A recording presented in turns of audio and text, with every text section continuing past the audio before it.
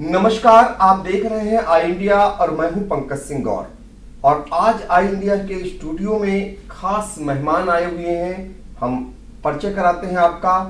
आप देश के सबसे बड़े सूबे के मुख्यमंत्री योगी आदित्यनाथ जी के सलाहकार भी हैं, स्तंभकार भी हैं और इतिहास के जानकार भी हैं और कृषि मामलों के विशेषज्ञ भी हैं।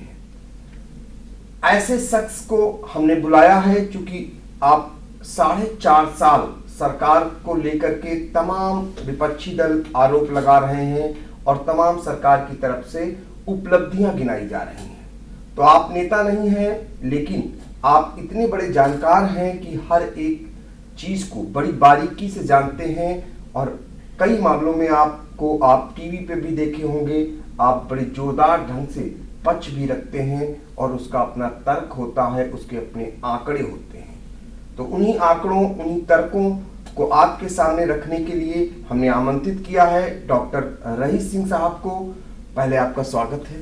धन्यवाद पंकज जी और धन्यवाद आई इंडिया का कि आपने हमको यहाँ बुलाया, मैं अपनी बात कह सकूं इसके लिए स्पेस दिया, धन्यवाद। तो हम चर्चा करेंगे योगी सरकार के 4.5 साल, क्योंकि चुनावी वर्ष है और ऐसे में बहुत सारी कसौटियों पर उन्हें खरा उतरना है, तमाम आरोप प्रत्यारोप का दौर है। लेकिन 4.5 साल की उपलब्धियों का अगर हम बखान करें, अक्सर आपका आमना सामना होता होगा, विपक्षी बहुत सारे आरोप लगाते होंगे। उत्तर प्रदेश को इन 4.5 सालों में कहां पाते हैं? मोटे तौर पर अगर पंकज जी चीजों को देखें, जिस तरह की सामने आपकी आएंगी, तो जो सवाल आपने कहा कहां पाते हैं, तो मैं समझता हूं कि हमारे बताने से ज्यादा बेहतर तरीके से आप जानते होंगे कि 2017 में ये प्रदेश कहां था। मोटे तौर पर गणना होती थी बीमारू राज्यों में उत्तर प्रदेश की। आज उत्तर प्रदेश बीमारू राज्य नहीं है, आज उत्तर प्रदेश एक इमर्जिंग इकोनॉमी का राज्य है। और अगर आप उसकी ईज ऑफ डूइंग बिजनेस में रैंकिंग देखेंगे तो पहले 14 पे हुआ करती थी, आज 2 पे है। आप अर्थव्यवस्था के क्षेत्र में देखेंगे तो पहले उत्तर प्रदेश जो है वो देश की 6ठी जो है जीएसडीपी के हिसाब से अर्थव्यवस्था थी, आज दूसरी है। पहले जो इन्वेस्टर्स यहाँ थे, कानून और व्यवस्था का जो एक परिदृश्य था, आना नहीं चाहते थे। आप केवल अगर कोविड के दौर में देख लें तो चाइना से जो लोग भागे या जो लोग वहां से निकले वो भारत आए और भारत के अंदर उन्होंने उत्तर प्रदेश को एक डेस्टिनेशन के तौर पर चुना। कानून व्यवस्था को अगर आप देखेंगे तो पहले जो माफिया जो थे वो कैसे रहते थे, वो नैरेटिव सेट करते थे, समानांतर सरकारें चलाते थे, आज वो जेल के अंदर हैं। और जो उन्होंने गरीबों से संपत्तियां छीन करके अपनी कोठियां बनाई थी, आज मुख्यमंत्री योगी आदित्यनाथ जी उन पर बुलडोजर चला के वो फिर से गरीबों के लिए वहां पर आवास बना रहे हैं। पहले महिलाएं और बेटियां स्कूल जाते और आते अपने आप को सुरक्षित नहीं महसूस करती थीं, आज मुख्यमंत्री योगी आदित्यनाथ की सरकार में वो स्वतंत्र हैं, वो सम्मानित हैं, क्योंकि मातृशक्ति प्रथम को आगे रख करके उन्होंने कार्य किए हैं। इसके साथ साथ अगर आप इंफ्रास्ट्रक्चर के तौर पर देख लीजिए, पहले सरकारों के पास क्या था, 1-2 काम किए वो बताने के लिए था। यहां अगर आप एक सीक्वेंसिंग देखें तो जिस तरह से मैंने अध्ययन किया उसमें आप प्रदेश को एक वेलफेयर इकोनॉमी में तब्दील होते, एक ग्रोइंग इकोनॉमी में तब्दील होते और एक पोटेंशियल इकोनॉमी में तब्दील होते मैंने देखा। दूसरी तरफ आप कनेक्टिविटी के क्षेत्र में देख लीजिए तो उत्तर प्रदेश जो है आज एक कनेक्टिविटी का हब आपको बनता दिखेगा, चाहे वो आपके एक्सप्रेसवेज हो, लिंक एक्सप्रेसवेज हो, राष्ट्रीय राजमार्ग हो, रेल कनेक्टिविटी हो, वाटर कनेक्टिविटी हो या एयर कनेक्टिविटी हो। तो आप इन सब में जब आप देखेंगे तो प्रदेश आपको एक अग्रगामी प्रदेश दिखेगा, एक फॉरवर्ड स्टेट के तौर पर आपको दिखेगा, खुशहाल स्टेट आपको दिखेगा। तो यह बदलाव है जो 4.5 साल में है मोटे तौर पर। इसके अंदर की छोटी छोटी शाखाएं बहुत लंबी हैं, जिस पे हम लोग आगे अभी और आप अगर कहेंगे तो मैं बताने की कोशिश करूंगा। तो ये बदलाव आया है 4.5 साल में उत्तर प्रदेश में, जिसको बीमारू प्रदेश कहा जाता था, जहां पर कानून व्यवस्था दुरुस्त नहीं रहती थी। लेकिन अब ये बदलाव देखने को मिल रहा है, ये कहना है मुख्यमंत्री के सलाहकार डॉक्टर रईस सिंह का। इसके अलावा बड़े सवाल उठते हैं युवाओं को नौकरी देने के नाम पर, रोजगार देने के नाम पर। विपक्षी जो है सरकार को हमेशा निशाने पे रखते हैं और उनका कहना है कि इन 4.5 सालों में ना तो नौकरियां मिली ना रोजगार मिले। इसमें कितनी सच्चाई है और क्या आंकड़े हैं उत्तर प्रदेश के? ये तो आप आरटीआई कहीं लगवा दीजिए और ये पता करिए कि पिछली सरकारों में 2012 से 17 या 2007 से 12 कितनी नौकरियां दी गई थी, और उसके बाद 2017 से आज 2021 का अक्टूबर है, कितनी नौकरियां मिली। चूंकि सारा डैशबोर्ड पे है, सारे डेटा हैं, अपने आप कंफर्म हो जाएगा। एक चीज। दूसरी चीज, अगर आप डेटा मैट्रिक्स में आते हैं तो देखिए नौकरियां सरकार, प्राइवेट, स्वरोजगार, अगर इनको कैटेगराइज कर लीजिए, उत्तर प्रदेश सरकार ने 4.5 वर्षों में 4.5 लाख नौकरियां दी। और हम जिसका मोटा एक आपको 2 डेटा दे दें, आपको समझ में आ जाएगा बाकी कितनी। 1,38,000 के आसपास पुलिस में, कांस्टेबलरी के साथ साथ जो एसआई रैंक की उनकी भर्ती हुई, और करीब 1,24,000 के आसपास प्राइमरी और माध्यमिक शिक्षक उसमें भर्ती हुई। आप देख लीजिए यही संख्या कितनी पहुंच जा रही है, जबकि पिछली सरकार में 2 लाख से कम थी। उसके बाद लोक सेवा आयोग, यूपी 8080 जिसको जो लोअर सबऑर्डिनेट कहते हैं, उससे नौकरियां मिली जो विभागीय स्तर पे दी गई, जो माध्यमिक हायर सेकेंडरी हायर उच्च शिक्षा बोर्ड जो है उसके द्वारा जो दी, आयोग के द्वारा दी गई। अगर आप ये सारी सीक्वेंसिंग करने लगेंगे तो सारी सरकारी नौकरियां आपको एकदम दिख जाएंगी 4.5 लाख। और टारगेट है कि अभी 5 तक हम इसको हमारे मुख्यमंत्री जी पूरा करेंगे। अब आइए इसके बाद में, आपने कभी सोचा कि जब कोविड चल रहा था आपके प्रदेश में कितने जो मजदूर कर्मकार आए? 45 लाख आए। मुख्यमंत्री जी ने क्या किया? देखिए, उनको आते ही पहले तो उनकी सबकी उनको टेस्ट किया गया कि भाई जो पीड़ित हैं उनको तुरंत इलाज दिया जाए। उसके बाद उनकी स्किल मैपिंग कराई गई, और स्किल मैपिंग जो दर्जी का काम करता था, जो फिटमैन का काम करता था, जो कारपेंटर था, यानी कितनी कैटेगरीज हैं उनकी सबकी अलग अलग जो है वो एक पूल तैयार कराया गया, और उस पूल के अनुसार अब चूंकि उन्हें नौकरी मिले ये बहुत आवश्यक था। दूसरी तरफ क्या हुआ कि भाई इनको नौकरी मिलेगी, कहां दे सकते हैं? तो जो केवल मजदूर था उसमें मनरेगा से उसको जोड़ो और मनरेगा की रिक्वेस्ट एक जाओ कि भाई उसका बजट बढ़े, और यहां पर आप देखिए कि दुगनी संख्या पहुंचाई गई। उधर क्या हुआ कि जो टेक्निकल हैंड थे, जो स्किल्ड थे, उनको एमएसएमई की ओर हम शिफ्ट करें। एमएसएमई में कहा था गया कि ये किसी तरह से बंद नहीं होनी चाहिए। रातों रात ये फैसला हुआ कि भाई एमएसएमई ओनर्स को बुलाया जाए, बैंक को बुलाया जाए, और बैंक से इनको फैसिलिटेट कराया जाए। उनको फैसिलिटेट कराया गया। आज आपके प्रदेश में 90 लाख एमएसएमई जो हैं वो रनिंग ऑन है, और उन 90 लाख एमएसएमई में आप अनुमान लगाइए कि जो नई एमएसएमई इस दौर में आई कोविड पीरियड में, उनकी भी संख्या करीब करीब 6.5 लाख से ऊपर है। एक एमएसएमई नई मिनिमम 10 मैक्सिमम 100 को रोजगार देती है। अगर उसने 10 ही दिए होंगे तो 6.5 लाख से आप मल्टीप्लाई कर लीजिए। और बाकी जिनकी स्किल मैपिंग हुई थी उनमें से 25 लाख के आसपास जो यूपी में रहना चाहते थे उनको सारे लोगों को प्लेसमेंट करा दिया गया एमएसएमई में। एमएसएमई में कहा गया कि आप हमसे श्रम मांग सकते हैं कि भाई आपको किस कैटेगरी का चाहिए। उनका सबका डैशबोर्ड बना है, उनके फोन नंबर हैं, उनके गांव के नंबर हैं, जाएं लोग मांग लें। इसके बाद स्वरोजगार। स्वरोजगार में आप देखते होंगे कि क्या कभी आपने देखा कि जो स्वयं सहायता समूह है उनको इस लेवल पे जाकर के किसी मुख्यमंत्री ने फैसिलिटेट किया? फिर गांव में महिलाएं बैंकिंग करेस्पॉन्डेंट सखी के रूप में रखी गई। 58,000 आप से ऊपर आपकी जो है ग्राम पंचायतें हैं, 58,000 महिलाओं को बैंकिंग करेस्पॉन्डेंट सखी के रूप में रखा गया और उनकी इनिशियल अभी सैलरी 6,000 रुपए पर मंथ है। उसके बाद जो ग्राम में सचिवालय बनाए जा रहे हैं, उन सचिवालय में कर्मचारियों के रूप में महिला रखी जाएगी। जो सामुदायिक शौचालय हर ग्राम पंचायत में बने, उसकी देख-रेख रखवाली के लिए महिला रखी जाएगी।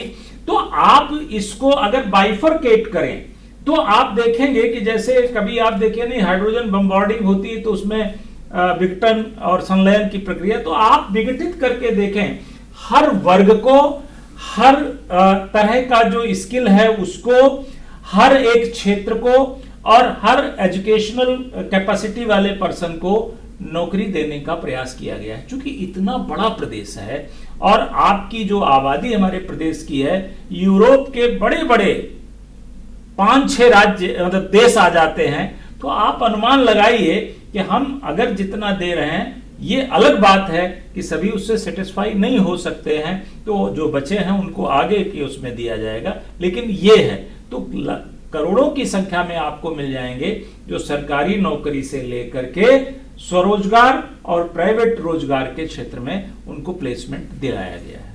तो ये आंकड़े हैं सरकार की ओर से, जो सूबे के मुख्यमंत्री योगी आदित्यनाथ के सलाहकार डॉक्टर रहीस सिंह एक एक विभागवार आंकड़े बता रहे हैं कि कितने लोगों को अब तक रोजगार दिया जा चुका है और किन लोगों को, अगर बात करें नौकरियों की, उनको कितने लोगों को नौकरियां दी गई हैं। इसके अलावा आगे भी समाहित करने की बात आपके द्वारा कही जा रही है कि जो बचे हैं उनको आगे समाहित किया जाएगा। फिलहाल विपक्षी दलों का आरोप, अपना तर्क अपना अलग है, लेकिन आपका एक दावा और भी है कि इनको आप आंकड़े अगर जाएं तो मांग भी सकते हैं और ले भी सकते हैं।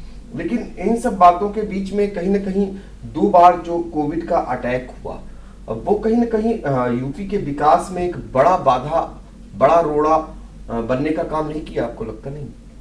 पंकज जी, ये तो एक वैश्विक आपदा के रूप में आया और पूरा विश्व इससे सफर किया, हमारा राष्ट्र इससे सफर किया, स्वाभाविक है प्रदेश भी सफर करेगा।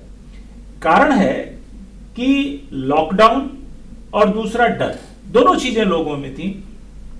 एक ये डर, जब डर आपके अंदर होता है तो आप फ्रीली वर्क नहीं कर पाते। तो पूरे इस पीरियड में एक सिंपल अगर इकोनॉमी का अर्थशास्त्र का एक सिद्धांत देख लीजिए, वो क्या कहता है कि जब आप इस फियर में जी रहे होते हैं तो आपकी थोड़ी सी जो आय हो रही होती है तो उसका आप सेविंग करने लगते हैं कि भविष्य में क्या होगा, आपकी डिमांड गिर जाती है। दूसरी तरफ क्या है, श्रम की मांग घटती है तो उत्पादन तो गिरता ही गिरता है, सामाजिक आय भी कम हो जाती है। तो ये चेन आप पूरी दुनिया में देखेंगे। लेकिन अगर आप उत्तर प्रदेश को देखें, क्योंकि मैं उसका साक्षी हूं, मैं उन चीजों से जुड़ा हूं।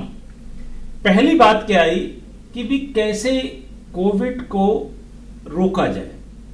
मुख्यमंत्री जी पहले दिन से यानी खुद वो पहली वेव में भी फील्ड में उतरे एंड सेकेंड वेव में अगर आपने ध्यान दिया होगा तो वो खुद कोविड पॉजिटिव हो गए थे।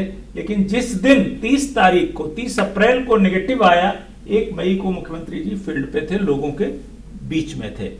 उनका 2 उद्देश्य था, एक हम अपने लोगों का हाल जाने कि क्या कोई दिक्कत तो नहीं, दूसरा जो कोरोना वॉरियर्स थे उनको बूस्टअप करने के लिए कि हम आपके बीच खड़े हैं, आप डरिए नहीं, आप हमारे लोगों को क्योर करिए, आप उनके पास दवाई पहुंचाइए, उनकी टेस्टिंग करिए।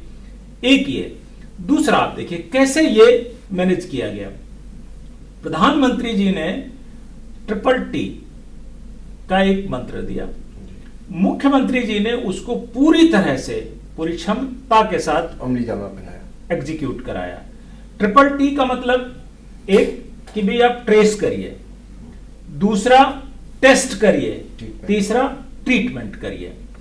आप देखिए ग्राम पंचायतें जितनी थीं, हर ग्राम पंचायत में एक निगरानी समिति भेजी गई, क्योंकि ये था कि अगर रूरल में थोड़ा अनअवेयर होते हैं, लेकिन इस बार देखा गया कि रूरल क्षेत्र में लोग बहुत अवेयर थे और उन्होंने खुद बैरिकेटिंग की, खुद लोगों को वो कराया। तो ये निगरानी समितियां घर घर जाकर के टेस्ट करती थी। अब अगर टेस्टिंग में कोई बीमार है तो अगर वो बहुत सारे बीमार लोग थे जो हॉस्पिटल नहीं जाना चाहते थे, घर में रहना चाहते, तो उनकी पूरी दवाई वहीं उपलब्ध कराई जाए, और जो जाना चाहते हैं उनको अस्पताल तक पहुंचाया जाए।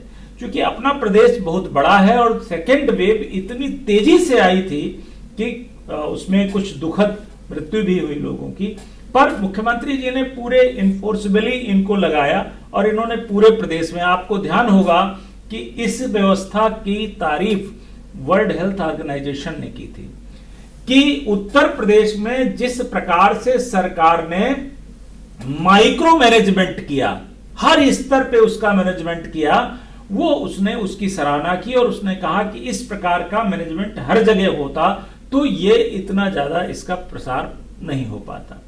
सेकंड देखिए, सेकंड वेव में ऑक्सीजन का एक संकट पूरी दुनिया में देखा गया, देश में भी उस तरह की एक आंशिक वो लिखी।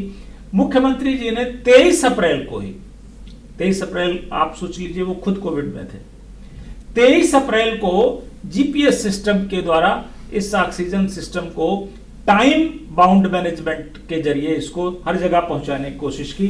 गृह मंत्रालय और स्वास्थ्य मंत्रालय ने एक साथ इसको संभाला और हर टैंकर पे जो है वो जीपीएस लगा होता था।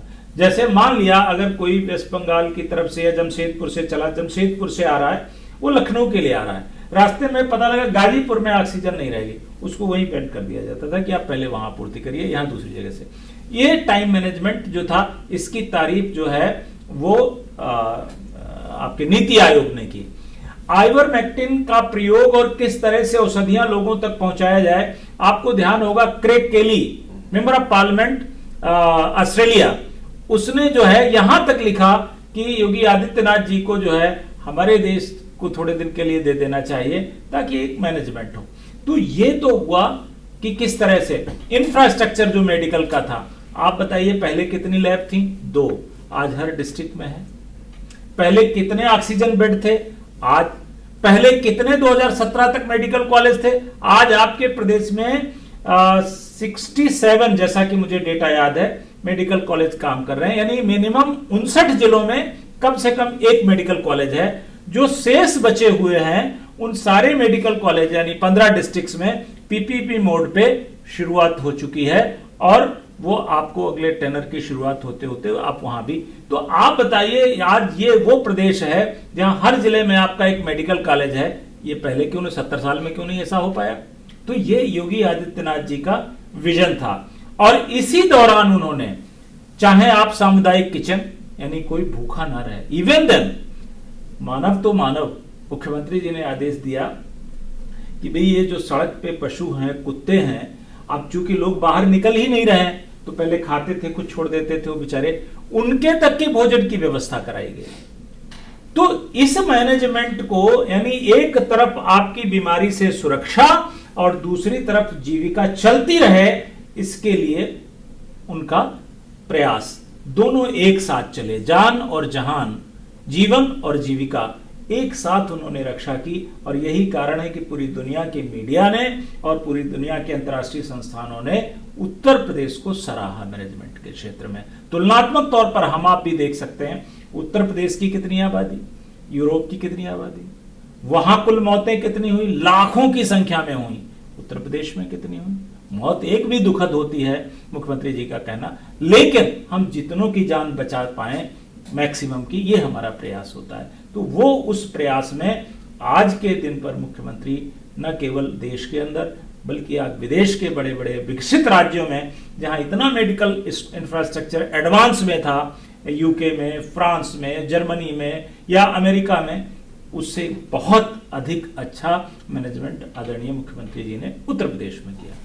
तो कोविड को लेकर सराहना के बीच आलोचनाएं भी बहुत सारी हुई और वो आलोचनाएं, कुछ तस्वीरें ऐसी बनी जो जिसमें विश्व ने भी देखा। लेकिन ये सच है कि विश्व का कई देश ऐसे विश्व के हैं जिनमें उत्तर प्रदेश की अगर बात करें तो ये उससे भी बड़ा प्रदेश है और भारत का सबसे बड़ा प्रदेश है। ऐसे में जो अगर हम बात करें तो कोविड मैनेजमेंट और इसके अलावा वैक्सीनेशन, दोनों में उत्तर प्रदेश आज नंबर 1 है। ये कैसे, ये सफलता सभी लोहा मानते हैं इसको लेकर के।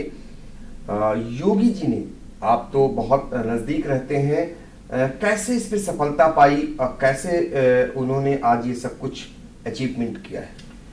देखिए, पहली बात तो पंकज जी मैं ये कहूंगा कि मुख्यमंत्री जी खुद हर फ्रंट पे आगे आए और उन्होंने खुद कमान संभाली। तो जब लीडर, प्रदेश का मुखिया, प्रदेश का संरक्षक आगे आता है तो पूरी की पूरी जो मशीनरी है वो एक्टिव मोड में आ जाती है। तो वो खुद सबसे आगे चले। वो हॉस्पिटल्स में, उस समय में जब डॉक्टर हॉस्पिटल में घुस के नहीं देखना चाहता था मरीजों से, उससे डरता था, कोविड के जो पेशेंट थे, मुख्यमंत्री जाके खुद देख रहे हैं, वार्ड में जाकर के देख रहे हैं। तो जाहिर सी बात है, ऐसा हमारा जो नेता है ना, तो उस पर एक कहीं ना कहीं से ईश्वर का भी वो रहता है। और मुख्यमंत्री जी के तो उनका वो 24 घंटे 24/7 कार्य करने वाले हैं। तो एक तो बूस्टअप होता रहा हमारा वो क्लास जिसको वैक्सीनेट करना था। आप पाएंगे हमने बहुत सारे ऐसे कोरोना वॉरियर्स से, जिसमें डॉक्टर थे, जिसमें नर्सें थी, मतलब वो 48 घंटे कंटिन्यू काम करे। उनका कहना था कि हमारे मुख्यमंत्री जब 24/7 कर रहे हैं तो ये मेरा दायित्व बनता है कि हम करें। दूसरी चीज है, देखिए 3T में जब मैनेजमेंट अच्छा हुआ, माइक्रो मैनेजमेंट, तो मुख्यमंत्री जी ने आगे कहा कि देखिए टेस्टिंग तो होती रहेगी भाई, 8.5 करोड़ से आसपास हम लोग टेस्टिंग हो रही है, अभी भी टेस्ट बराबर हो रहे हैं, लेकिन वैक्सीनेट एंड वैक्सीनेट, क्योंकि वैक्सीनेशन ही अब आगे जो एक डिफेंसिव वॉल इस महामारी के खिलाफ तैयार करेगा, वो वैक्सीनेशन है। तो आप रोज आप देखते हैं, आप सब उसके सहभागी हैं, लोगों को अवेयर करने में। आई इंडिया का मैंने देखा, आपने तो बहुत अच्छा एक कैंपेन किया कि भाई लोग वैक्सीन लगाएं, उसके प्रति अवेयरनेस लाएं। तो ये मुख्यमंत्री जी का एक विजन और आप लोगों का खुद वॉरियर के तौर पर, खुद एक प्रदेश के जागरूक नागरिक का, एक अच्छे पत्रकार का, एक प्रतिष्ठान का, जो आप सबने मिलकर दायित्व निभाया, तो मैं समझता हूं कि लोग अवेयर हुए और वैक्सीनेशन तेज आना शुरू हुआ। और मुख्यमंत्री जी ने एक लक्ष्य रखा था कि हम सितंबर तक जो है वो 10 करोड़ का वैक्सीनेशन 30 सितंबर के आसपास तक हर हाल में पूरा कराएंगे। आज हम 11 करोड़ के आसपास जो है वैक्सीनेशन हो गया है, 11 करोड़ से ज्यादा हो गया है। तो ये अभी भी वो लगातार चलेगा, क्योंकि 100% वैक्सीनेट होना है। वैक्सीनेशन और अवेयरनेस, यही दो चीजें हैं जो इन चीजों को सुरक्षित रखेंगी। एक बात आप इसमें और मैं जोड़ दूं, आप देखिए जरा ध्यान दे करके, कई राज्यों ने देश के लॉकडाउन कर दिया था कंप्लीट। सेकेंड वेव में उत्तर प्रदेश सरकार ने, आदरणीय मुख्यमंत्री जी ने कहा कि नहीं, कंप्लीट लॉकडाउन अगर हम करते हैं तो आर्थिक गतिविधियां रुक जाएंगी। बहुत ऐसे लोग हैं जो डेली काम करते हैं, उनकी जीविका चलती है। तो 2 मोर्चों पे काम किया जाए, एक सरकार उनको राशन उपलब्ध कराए, उनको भरण पोषण के लिए जो पैसा जाता जाए, प्लस वो बिजनेस एक्टिविटीज को भी चलने दी जाए ताकि जीविका का कोई संकट ना आने पाए। तो आप देखिए उन राज्यों से जहां एडवांसमेंट है, जहां सब कुछ है, और हमारा प्रदेश, मैंने कहा 2017 तक बीमारू था, आज कहां आ गया। तो वर्क के साथ साथ आप देखिए जीविका को भी सुरक्षित रखने में वो कामयाब हुए। अभी कोविड में आप वेव्स जो है कमजोर पड़ी, लेकिन अभी भी उनका रोज कहना है कि ये गया नहीं है, कमजोर पड़ा है। इसलिए सभी जागरूक रहें, अवेयर रहें, स्वयं सुरक्षित करें और वैक्सीन जरूर लगवाएं। राज्य फ्री आपको प्रधानमंत्री जी के मार्गदर्शन में फ्री आपको वैक्सीन मिल रही है। इससे बड़ी उपलब्धि और क्या हो सकती है। आज तक कोई ऐसा नहीं था कि आपको फ्री में वैक्सीन दें, आपसे आग्रह भी करें लगवाओ। तो जाहिर सी बात है ये एक अच्छा कदम है और इससे हमारे लोग जो है वो सुरक्षित हो रहे हैं, स्वस्थ हो रहे हैं और इकोनॉमी हमारी बूस्टअप करने लगी है। आगे आप देखेंगे अच्छी उपलब्धियां मिलेंगी आपको देखने में। निश्चित तौर पर वैक्सीनेशन का ही एक बड़ा कमाल भी देखने को मिल रहा है कि आज उत्तर प्रदेश में ना के बराबर कोविड के मरीज पाए जाने लगे हैं और देश में ऐसा राज्य बन गया है जहां पर सर्वाधिक वैक्सीनेशन हुआ है। ये बड़ी उपलब्धि है। ये उपलब्धि निश्चित तौर पर सूबे के मुख्यमंत्री योगी आदित्यनाथ को जाती है और डॉक्टर रहीम सिंह साहब जो है अर्थशास्त्र के विशेषज्ञ भी हैं।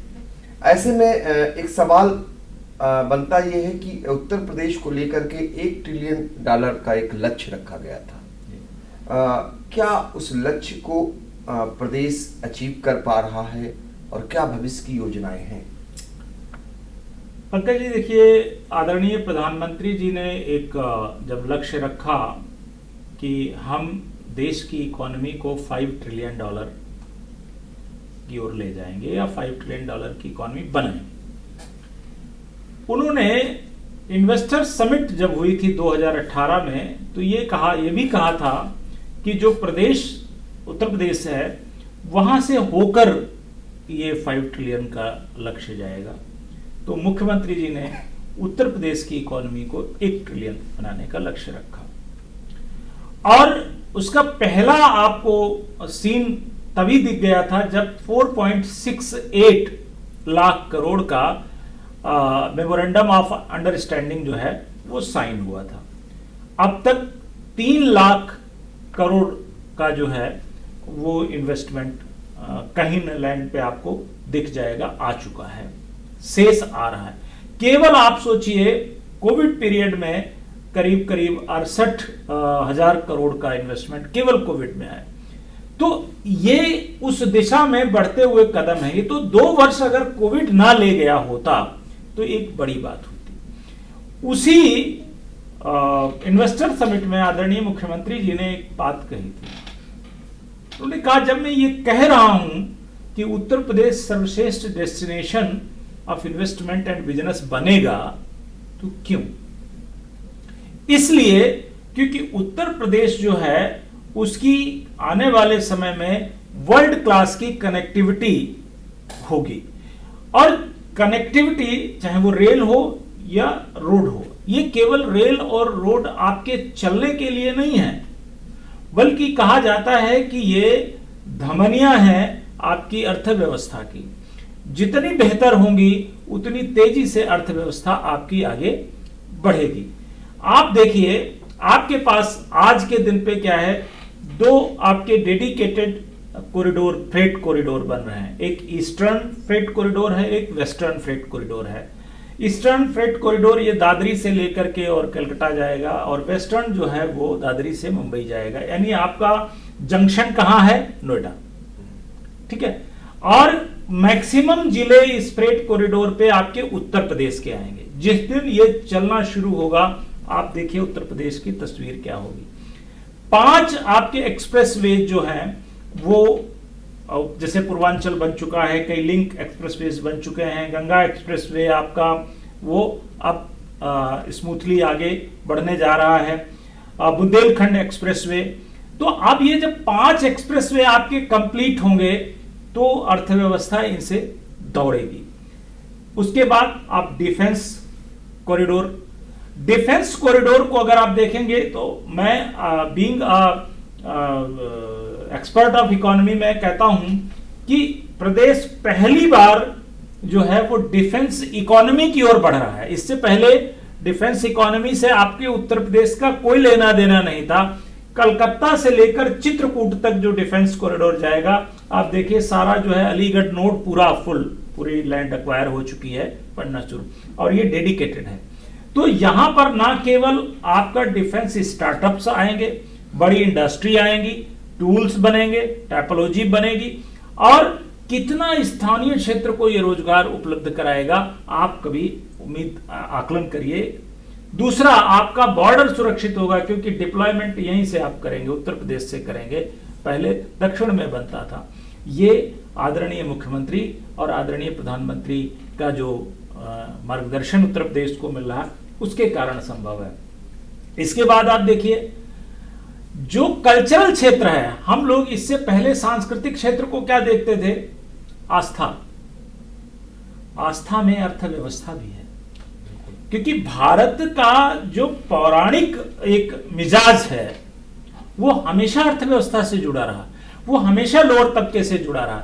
जैसे एक उदाहरण आपको दूं मैं, अभी कोविड ही था और तब अयोध्या में दीपोत्सव हुआ, काशी में देव दीपावली हुई।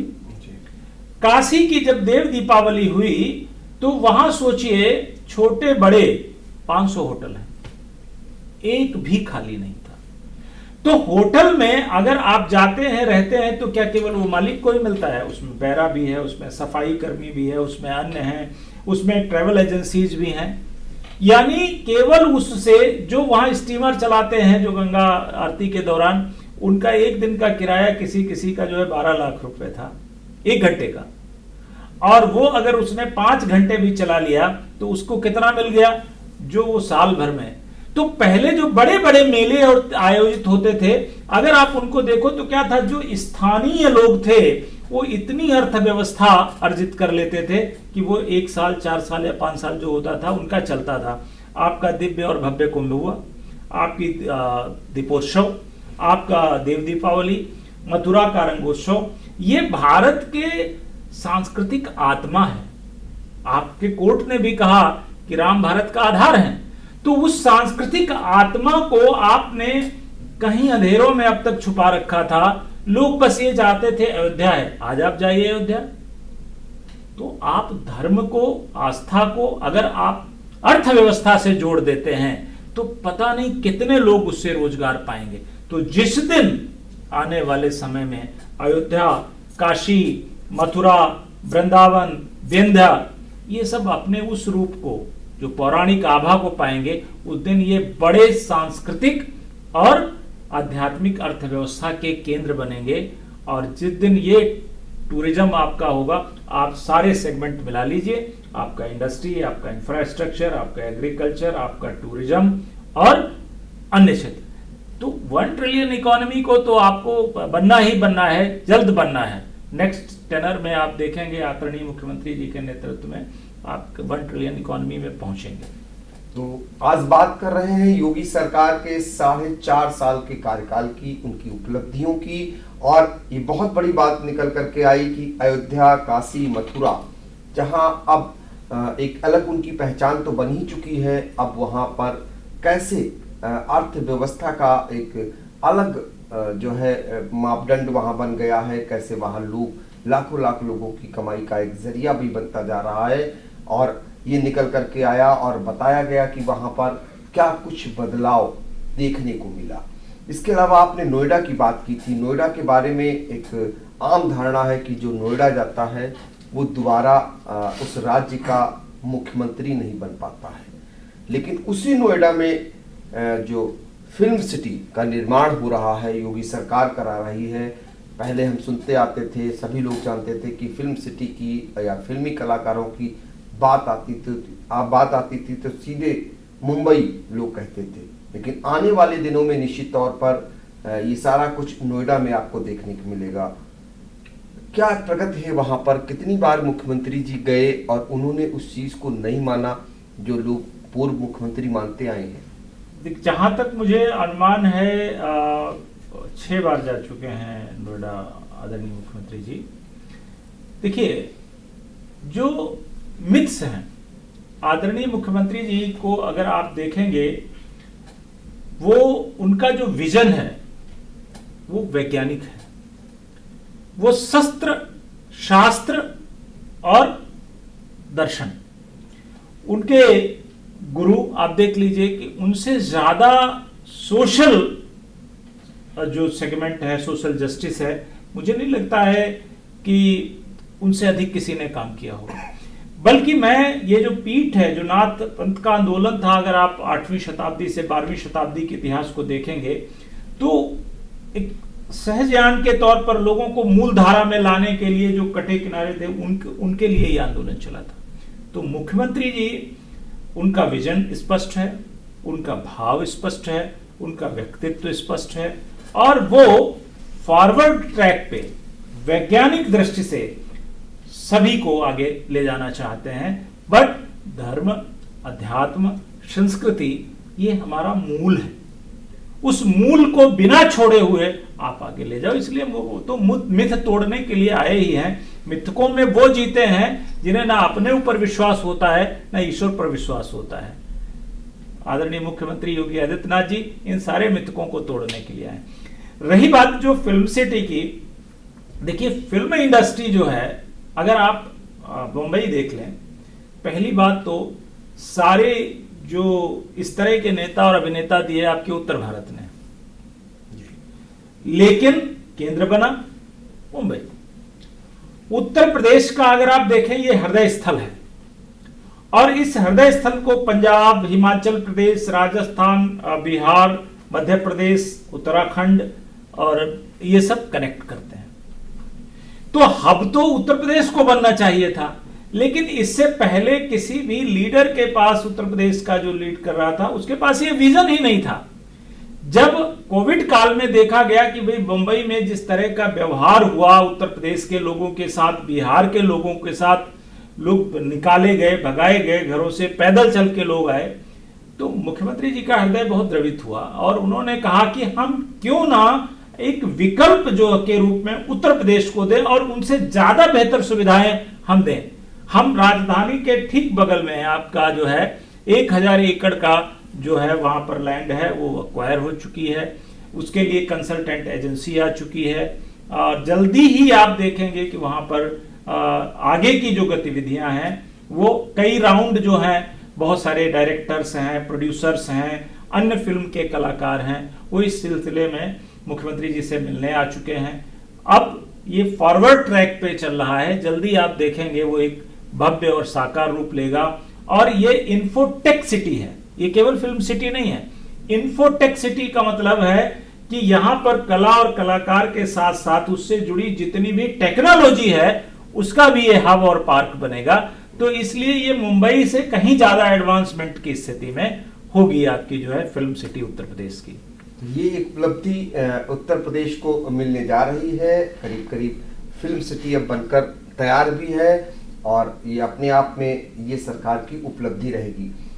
एक हमेशा से उत्तर प्रदेश महिलाओं से अपराध को लेकर के, युवतियों से अपराध को लेकर के देश में सुर्खियों में रहता है, लेकिन इस बीच अपराध भी हुए और अपराध को लेकर के एक आवाज भी मिशन शक्ति के रूप में गूंजी और मिशन शक्ति को मतलब गांव-गांव तक पहुंचाया गया। क्या बालिकाएं, क्या महिलाएं ये जान गईं कि उनके पास एक शक्ति प्रदान की है योगी सरकार ने। ये क्या है मिशन शक्ति और कैसे ये जहन में आया और क्या कुछ अमली जामा पहनाया जा रहा है?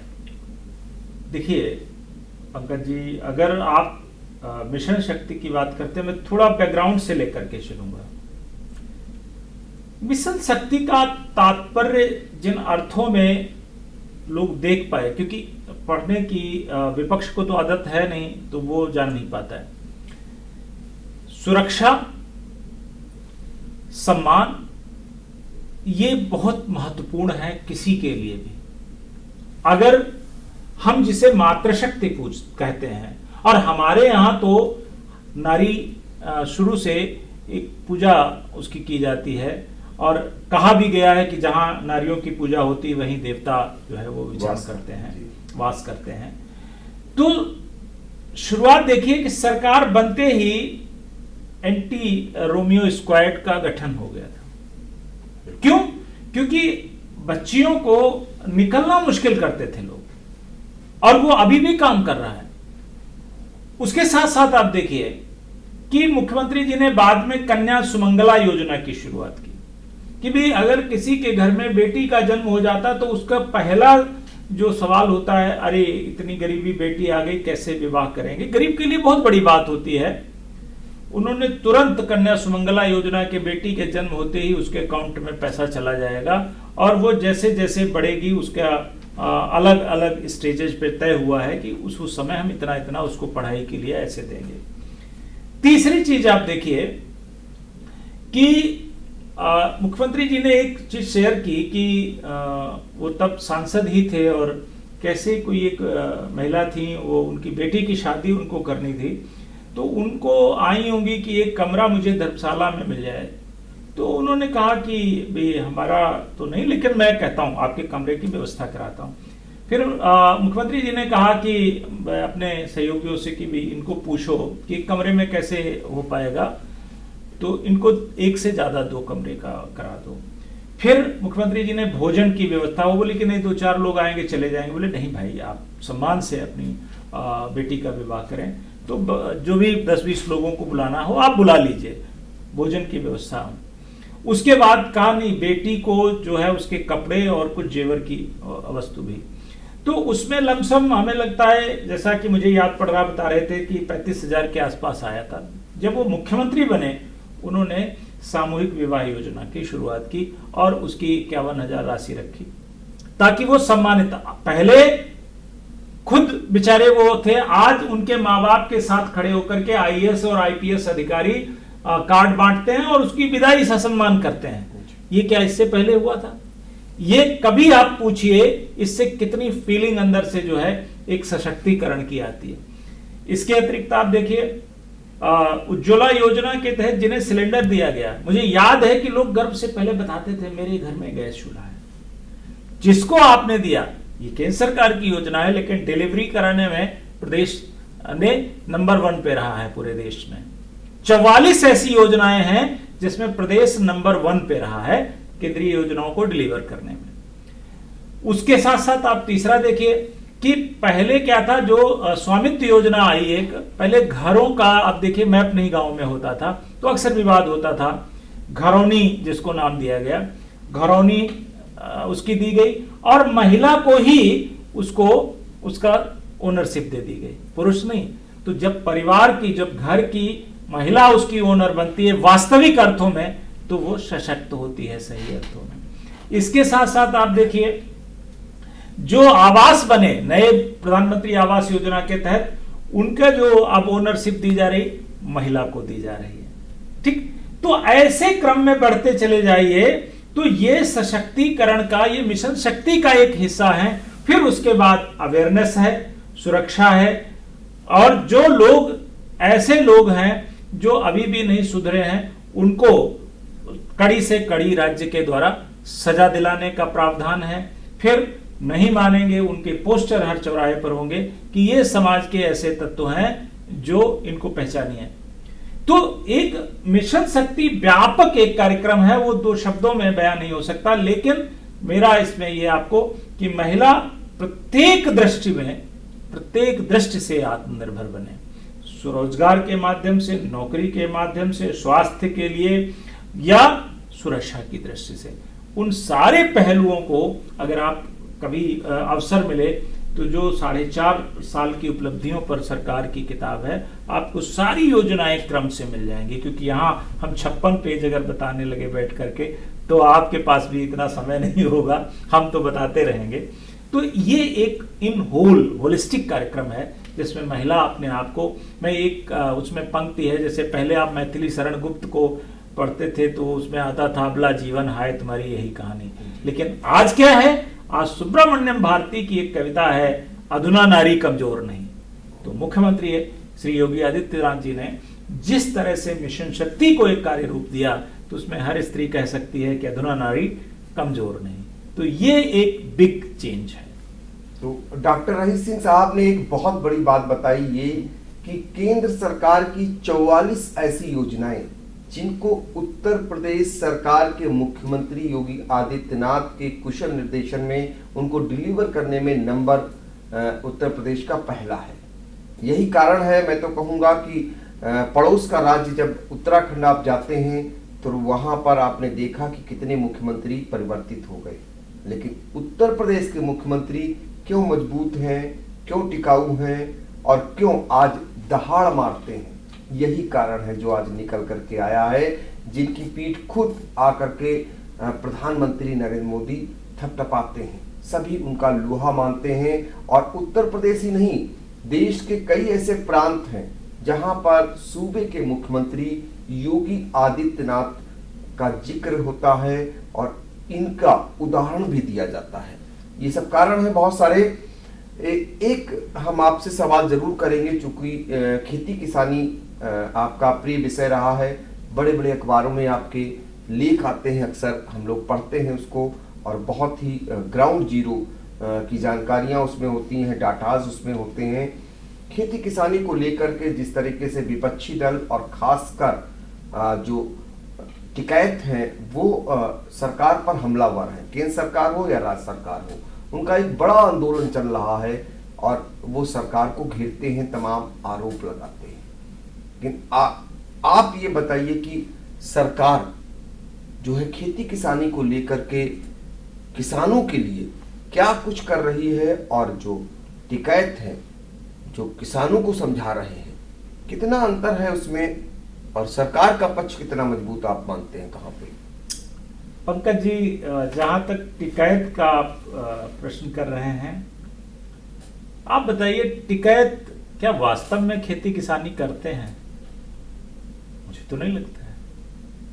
खेती किसानी करना और खेती किसानी करने वालों के साथ छल करके उनकी शक्ति का दुरुपयोग करना, इनमें बहुत अंतर होता है।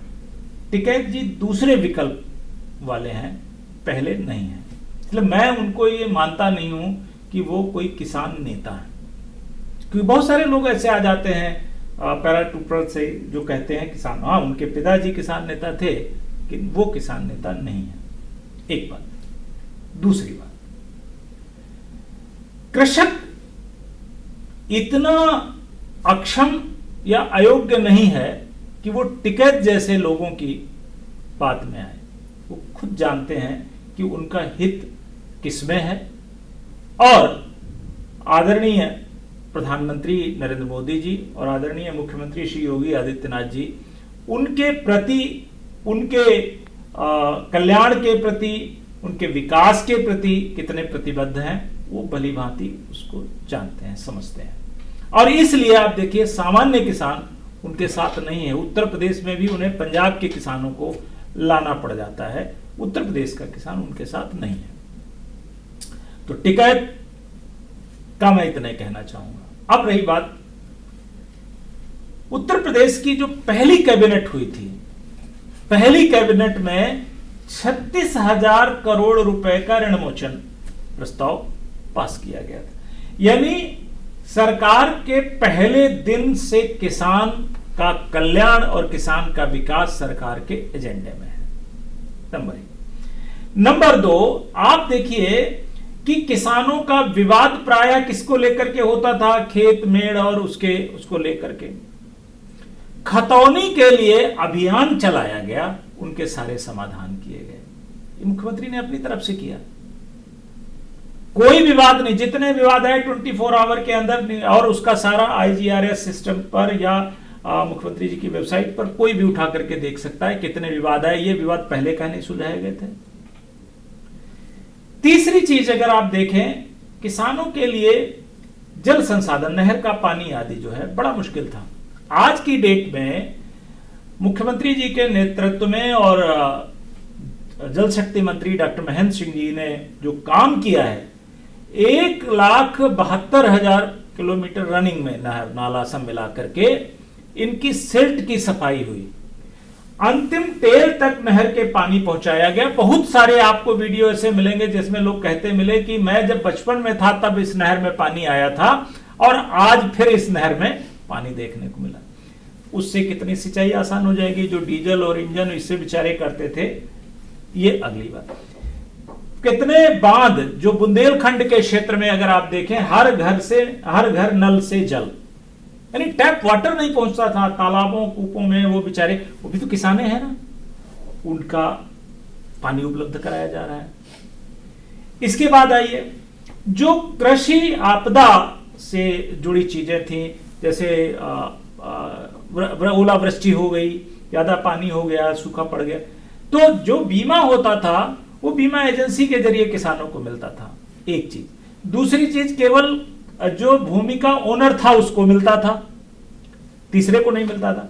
मुख्यमंत्री जी ने क्या किया, अब उसको सीधे कर दिया कि प्रशासन जो है, किसान कोई जिस दिन गांव से जाएगा कि भी मेरा ये हुआ, 30 दिन के अंदर प्रशासन उसका सारा सर्वे करके और उसको खुद सीधे चेक देगा, नंबर 1। नंबर 2, उसमें केवल वो किसान नहीं जो ओनर है, बटाईदार भी होगा। इससे पहले कभी आपने सुना कि बटाईदार, अगर आपकी जमीन कोई बटाईदार कर रहा है तो ओनर तो आप हैं, बटाईदार को कुछ नहीं मिलता था, जबकि सारी लागत तो बेचारे उसी की लगती थी, वो तो बर्बाद हो जाता था। मुख्यमंत्री ने उनको दिया। प्रधानमंत्री जो किसान सम्मान निधि है, मुख्यमंत्री जी ने सबको डिलीवर, 2,90,00,000 किसानों को जो है वो पैसा डिलीवर किया जा रहा है।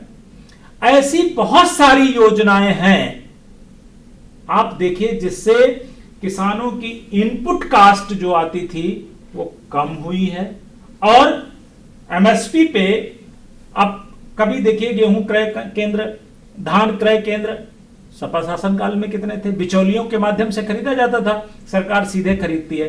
उसके जो रबी फसल के लिए यानी धान के लिए अभी जैसा कि मुझे सूचना है लगभग 5000 क्रय केंद्र बन चुके हैं, सर्वेक्षण हो रहे हैं।